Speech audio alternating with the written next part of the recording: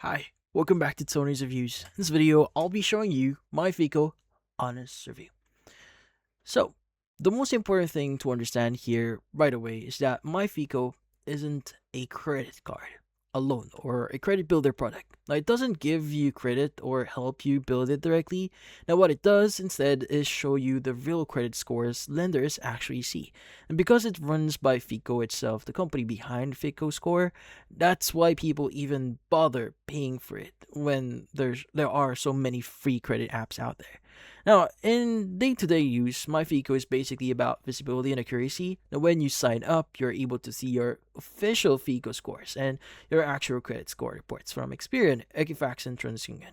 Now, depending on the plan you choose, that matters because your credit score here isn't just one number. Different lenders use different versions of the FICO score, and those scores can vary between bureaus. And myFICO lets you see the full picture instead of guessing.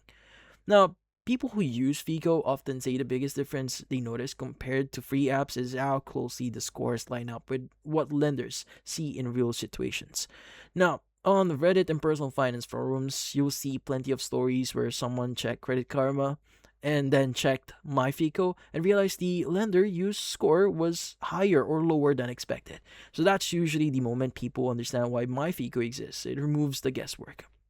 Now, the platform also does a good job explaining why your scores is where it is. It breaks things down into or into the same factors FICO actually uses, like payment history, utilization, credit age, and new accounts, and shows how changes affect your scores over time. So there are also a simulator that lets you see how paying off debt or opening a new account might impact your score, which people find especially helpful when planning big moves like applying or mortgage or refinancing.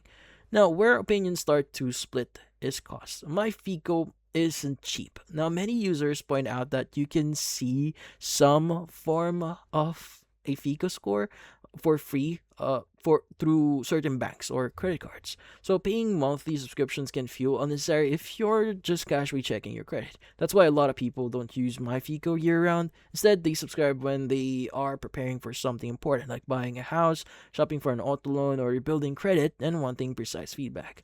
Now, another thing users appreciate is the monitoring and alerts here. myFICO notifies you when something changes on your credit reports, which helps catch errors or potential fraud early.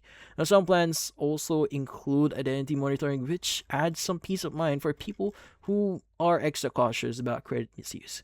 Now, the key thing to emphasize is in this case, reviews, is that myFICO doesn't magically improve your score. It doesn't replace good habits. If balance are high or payments are missed, myFICO will simply show you that reality very clearly.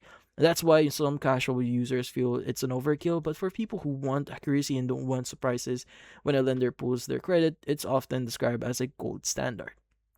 So when you zoom out and look at how people feel about myFICO, well, the consensus is pretty consistent. It's the most accurate way to see your true credit scores across all three bureaus, and it's especially valuable before major financial decisions.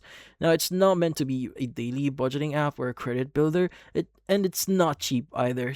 So enough that everyone keeps it forever. So most people use it strategically when precision really matters.